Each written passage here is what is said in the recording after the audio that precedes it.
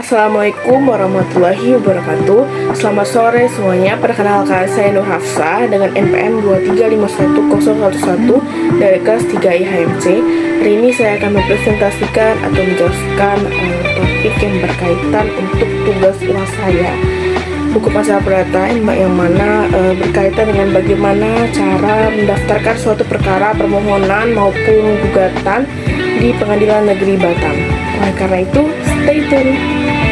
Baiklah, di sini saya akan menjelaskan terlebih dahulu pengertian dari pendaftaran suatu perkara. Nah, pendaftaran suatu perkara ini sangatlah diperlukan di pengadilan negeri, terutama adalah pihak-pihak yang berkepentingan atau yang memerlukan.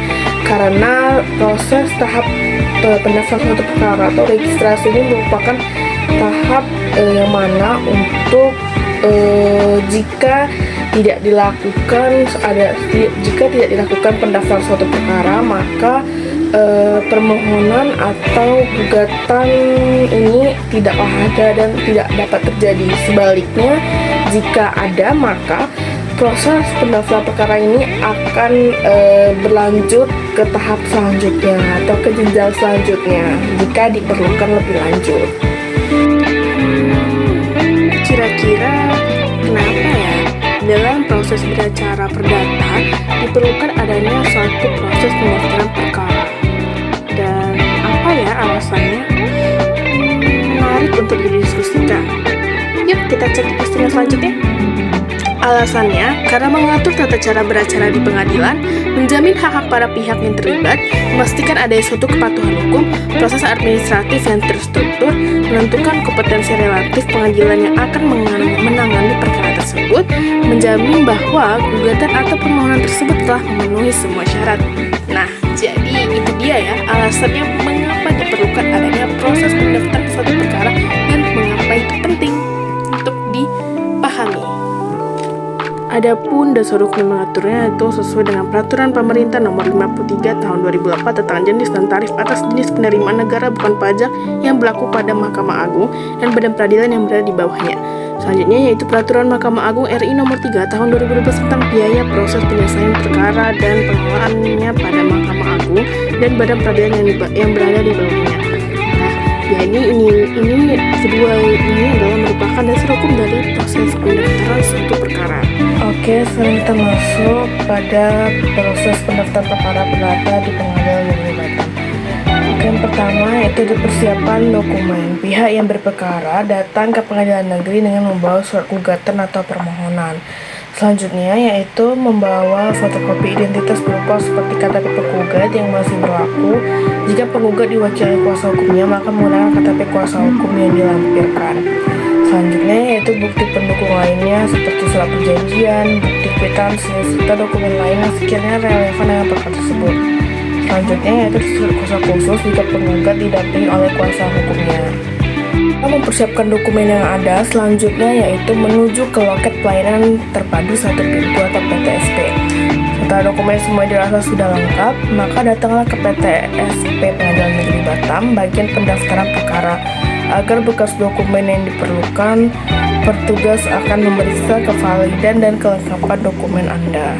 Setelah memberikan dokumen ke PTSP, langkah selanjutnya itu memperoleh persetujuan gugatan dari Ketua Pengadilan Negeri Batam. Pada tahap ini penting dikarenakan jika tidak mendapatkan persetujuan, maka proses pendaftaran perkara tersebut tidaklah valid dan proses perkara tersebut tidak dapat dilanjutkan.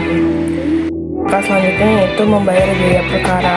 Setelah mendapat persetujuan, maka penggugat atau kuasanya membayar biaya gugatan atau SKUM di kasir.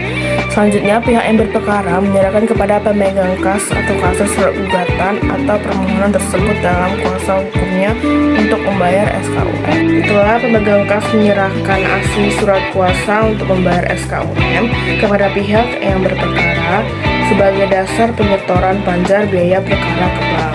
Selanjutnya, pihak berperkara datang ke loket layanan bank yang bekerja sama dengan Pengadilan Negeri Batam dan mengisi slip penyetoran panjar biaya perkara. Pengisian data dalam slip bank tersebut sesuai dengan surat kuasa untuk membayar SKUM seperti nomor urut dan besarnya biaya penyetoran. Kemudian, pihak berperkara menyerahkan slip bank yang telah diisi dan menyetorkan uang sebesar tertera yang ada di dalam slip bank tersebut. Berperkara menerima slip bank yang telah divalidasi dari petugas layanan bank. Pihak berperkara menunjukkan slip bank tersebut dan menyerahkan surat kuasa untuk membayar atau SKUM kepada pemegang kas. Pemegang kas setelah meneliti slip bank tersebut kemudian menyerahkan kembali kepada pihak yang berperkara.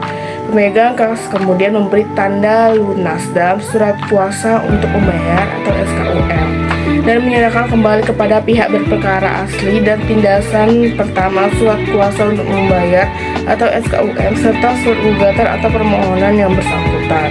Setelahnya, pihak berperkara menyerahkan kepada petugas meja kedua surat gugatan atau permohonan sebanyak jumlah tergugat ditambah 2 rangkap serta tindasan pertama surat kuasa untuk membayar SKUM. Selanjutnya, petugas meja kedua mendaftar atau mencatat surat gugatan atas permohonan dalam register bersangkutan serta memberi nomor register pada surat gugatan atau permohonan yang tersebut yang telah diambil dari nomor pendaftaran yang diberikan oleh pemegang kas. Tahap selanjutnya yaitu petugas memberikan nomor register perkara. Petugas meja kedua menyerahkan kembali 1 rangkap surat gugatan atau permohonan yang telah diberi nomor register kepada pihak yang berperkara. Penggugat menerima tanda bukti penerimaan surat gugatan. Pada tahap ini, penggugat atau melalui kuasa hukumnya menerima tanda bukti penerimaan surat gugatan dari meja 2. Oke, step selanjutnya yaitu penjadwalan sidang. Pihak atau pihak-pihak berperkara akan dipanggil oleh jurusita atau jurusita pengganti untuk menghadap ke persidangan setelah yang telah ditentukan setelah ditetapkan susunan majelis hakim dan hari sidang pemeriksaan perkaranya. Oke, step selanjutnya, step terakhir yang mana menghadiri persidangan. Penggugat beserta dengan kuasa hukumnya menghadiri sidang sesuai dengan jadwal yang telah ditentukan. Penggugat atau kuasa hukum bisa melihat jadwalnya melalui website BPN-Batam. Oke, tadi merupakan cuplikan video mengenai bagaimana tata cara proses pendaftaran perkara gugatan maupun permohonan di Pengadilan Negeri Batam. Apabila terdapat kesalahan dalam proses penyampaian kata, mohon dimaafkan. Wabillahi taufiq wal hidayah. Wassalamualaikum warahmatullahi wabarakatuh dan terima kasih. Bye-bye.